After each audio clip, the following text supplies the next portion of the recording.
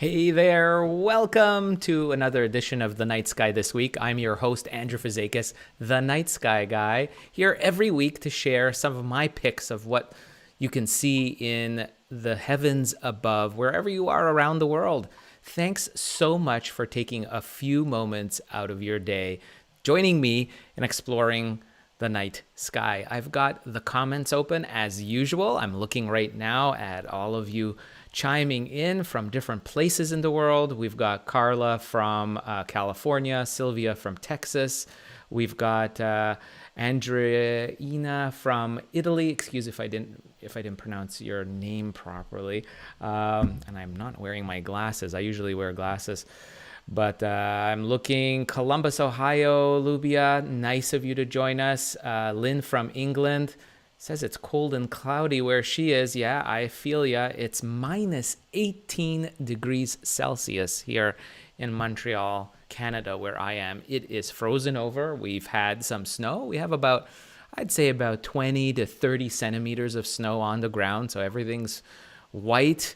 And very frosty here. So going and stepping out and doing stargazing, you got to have some fortitude and be able to wear a lot of layers and do it pretty quickly. I can't stand too much being out there. Maybe about a half hour or so I can be out there. But I can tell you the skies are gorgeous, especially in the evening after sunset. So I'm hoping you get to see some stuff in the night sky. Why don't we dive right in and see what we can have in store for us this week? So here's the planetarium program I've got set up for Monday, January 24th, 2022. That's today, Monday, January 24th.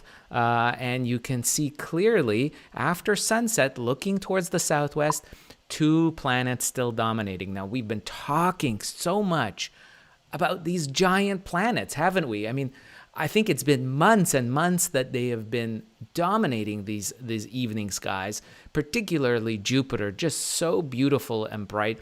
And it's still something that you can see towards the southwest.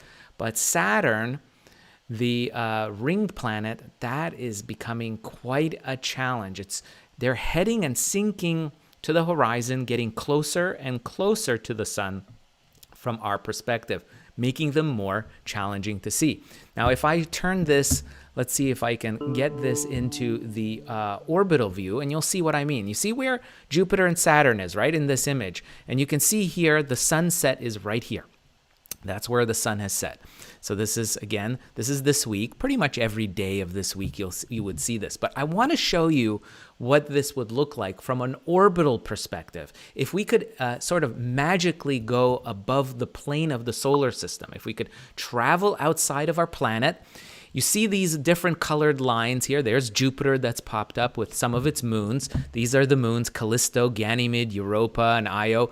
We've talked a lot about these. These are visible even through backyard telescopes and even binoculars. If you hold them steady enough, you can see these moons. So this is Jupiter up close. These lines that you see, like the purple line and stuff, other lines here, are all the orbital tracks, the pathways of the different planets around the solar system. But now, if I kind of zoom out of here, let's see if I can do that. So there you go. These are the orbital tracks of the moons of Jupiter around that gas giant. But if we go outside, far away above the plane of the solar system, I want you to see that. There's the sun. There you go. And look at this. So I'm going to set this up. So imagine if we were above the plane of the solar system. So you have to remember, all these planets are moving around like in a disk formation, right? So if I move this to the edge-on view, you can see all the planets move around left to right along these tracks, right? But above this plane of the solar system, from above, we see the individual tracks of the planets. And what I want you to notice is the perspective of where Earth is compared to where Jupiter and Saturn is. Now, look, we're here. There's that little blue dot. You can zoom in there a little bit. There's Earth. There's Mars is on this red track over here. There's the sun. You can see a little Mercury in there too, and Venus is right here as well. But look where it is, and look where Jupiter and Saturn are. Now, from our perspective, right? So from our perspective here, that little blue dot down there, you see that? I'm with my mouse, I'm showing you. Imagine here, so you know the sun sets, right? So if you're below, the sun is just below the horizon, and we're looking at Jupiter and Saturn just above the sunset. Do you see why? Can you see why Jupiter and Saturn appear so close to the sun right now when we go out after sunset? You can see it from our perspective here. There's no doubt. It makes sense, doesn't it? There's Jupiter, there's Saturn. They look close together to each other, but they're separated by hundreds of millions of kilometers that separates both of these planets, but yet they appear close to each other from our point of view in the sky. And look, there's the sun and there's us. So you can see if you're looking from here, right, Jupiter and Saturn appear close, and they appear close to the sun also. Now on the other side, guess what? In the morning skies, look at this. So on this side, so if we look on the left side of that little blue dot, that's the evening side. And then the morning side is on this side, right? Look at what's over there. Venus on this side of the sun, right? On the other side of the sun is Venus, and there's Mars. So keep that in mind. I'm going to show you what the morning sky looks like, right? Venus and Mars are going to be in the morning sky, while you can see Jupiter and Saturn are in the evening sky. So we'll go back to magically to our field of view here on Earth once more. Here we are, boom. Southwest skies, there's Jupiter, there's Saturn, and there's the setting sun. I hope that makes sense. We are putting, basically, I want to put this visual image of why these planets appear where they do in the sky. There's a reason for it. They're following their own orbits, but we're also in the same system of planets as they are. Earth is one of those planets in the solar system, so that's why it appears that way. But if we go into the morning sky, check this out at sunrise. There's the moon as well in the skies in the early morning. If you want to see the moon, you'd see it in the southwest, right there. But look where Venus and Mars is, close to the sun. Remember I showed that to you in the orbital perspective? Bingo. There you have it. Venus and Mars are visible in the early morning skies. Very evident if you see it from the orbital perspective, from the plane of this, above the plane of the solar system. Makes perfect sense why they are where they are. So that's the view in the early morning skies. And by the way, later this week, I wanted you to mark on your calendar Friday and Saturday. Let's move it forward. Today's Monday, so Tuesday, Wednesday, Thursday. Look where the moon is. Friday, and then Saturday. So this is Saturday morning, January 29th, and Friday, January 28th. So January 28th, Saturday, January 29th. If you get up early in the morning before your local sunrise, I would say about 45 minutes before your local sunrise would be a fantastic time to see this, seeing that really beautiful crescent moon joining Venus and Mars. Now, Mars will appear much fainter than Venus. And if you have binoculars, it's much easier to see it. If you can get up about 45 minutes before sunrise and look towards the southeast, you'll clearly see that faint orange dot next to the crescent moon. This will be a beautiful sight. Highly recommend it. And of course, by Sunday, January 30th, the crescent moon will be way below Venus, even closer to the sun, making it more of a challenge to see that crescent moon. Again, this is playing out the next weekend, this upcoming weekend. So 28th, 29th, and 30th. This is the 30th of January, the 29th of January, and that's the 28th of January. 28th is being the Friday. So Friday, Saturday, Sunday coming up. Beautiful sight of the clustering of these three worlds. Great opportunity to bring out your smartphone, try to capture that. I'd love to see what you can get if you can capture this beautiful trio together with your smartphone. It's really nice. And on Friday also, you might notice if you look Friday morning to the other side of Mars is another orange dot, a bit closer than Mars. That's the star Antares. Antares is the lead star in the constellation Scorpius. I'll put this out an hour before, where it's darker, and you can see that mythological constellation figure. There you are. So again, this is Friday morning, and the moon is going, crescent moon will be close to another dot, orange dot, which is Antares, right there.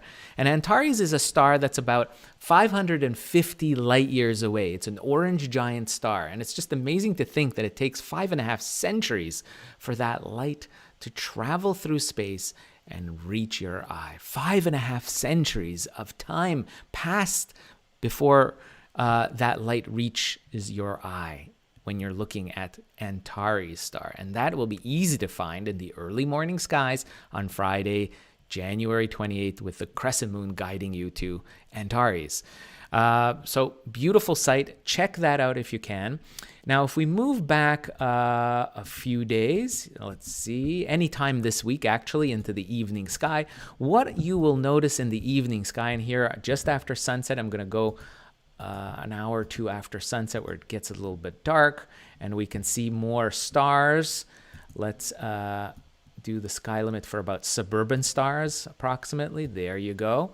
So what, of course, the big thing with the moon being out of the way this last week of January, it's a wonderful time for doing evening deep sky observing. So deep sky, again, for those of you who are unfamiliar, are objects that are beyond the solar system. So anything that we're talking about, other stars, clusters of stars, gas clouds, dust clouds, we call nebulae.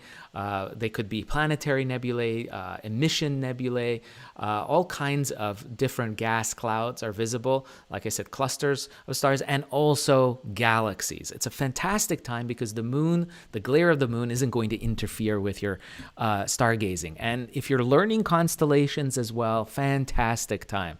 So take advantage of any clear night evening this week, and you'll have the moon out of the way for your observing. And of course, what you will notice this time of the year, dead of winter in the northern hemisphere, the dead of summer in the southern hemisphere, are the clustering of stars around the Orion constellation with its belt of 3 stars, of course, the star Sirius nearby, which is the brightest star in the entire sky, visible right across the world. So wherever you're watching from, whether you're in Canada, you're in South Africa, Australia, or somewhere in between, this is a star, Sirius, that will be visible to you.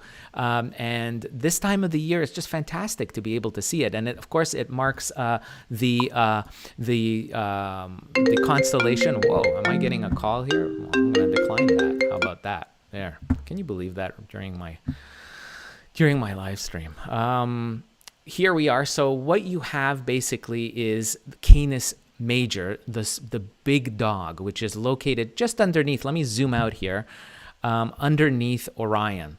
Now, I'm located at the 45th degree latitude line north of the equator. I'm halfway between the equator and the North Pole. And for me, this is the view.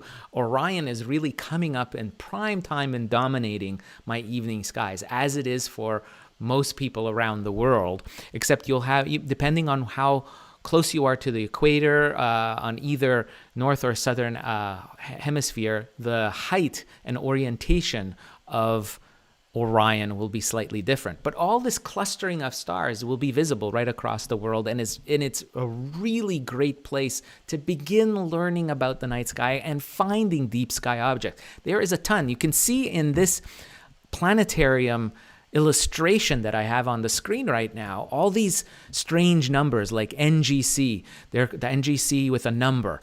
Those are what we call deep sky objects that are cataloged. And this is a catalog that's the NGC catalog. It stands for New General Catalog. And there's thousands upon thousands of objects that have been cataloged, most of it in the last couple of centuries.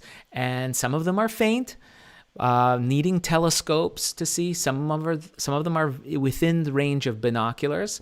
And then you have other deep sky objects in a different catalog called the Messier catalog, named after Charles Messier, a French astronomer that in the 18th century was able to catalog, was actually a comet hunter, and he cataloged objects that he came across in the sky in his search for comets. And these are some of the brightest, best deep sky objects that backyard astronomers can see. The Messier catalog, the ones with the M number. And you can see here, for instance, the granddaddy, of course, in this part of the sky is M42, which is also known as the Orion Nebula. That's right here. It's just underneath the three stars that mark the belt of Orion, the hunter. You can see right there, the belt. And then underneath the belt is hanging perpendicularly is the sword of Orion. And it's consisting of what looks like three stars. The middle star of that sword, some people say it's the gleam of the sword. That is in fact the nebula, Orion Nebula. It's a star factory, about 1,200, we think approximately 1,200 to 1,400 light years away from us. So this is where baby stars are born, basically. And that's what's happening at the center of this cloud. Beautiful cloud. It looks like a blooming flower almost. If you have very large telescopes, I'm talking about 16 inches to 20 inches in size, those bigger telescopes can begin to show coloring, pink coloring in the gas cloud, believe it or not.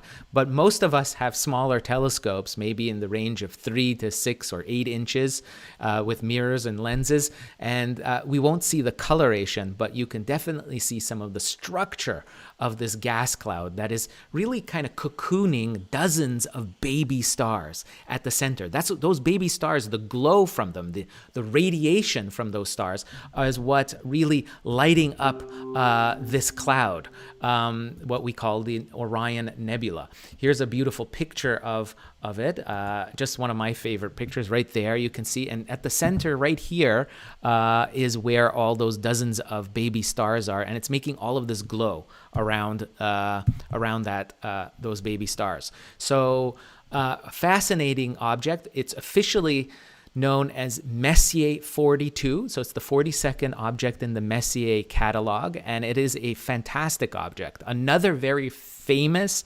object within the Orion constellation is fainter, but is very well known, and you've probably seen it in magazines and on nature documentaries about space, and that's the Horsehead Nebula, which is right there. Look, I'm zooming in on it. It's actually a dark nebula silhouetted in front of a brighter nebula in the back. You can see here a bright star, the radiation of which is making this gas cloud glow. And this dark gas cloud is kind of like just happens to create this formation of what looks like a horse's head.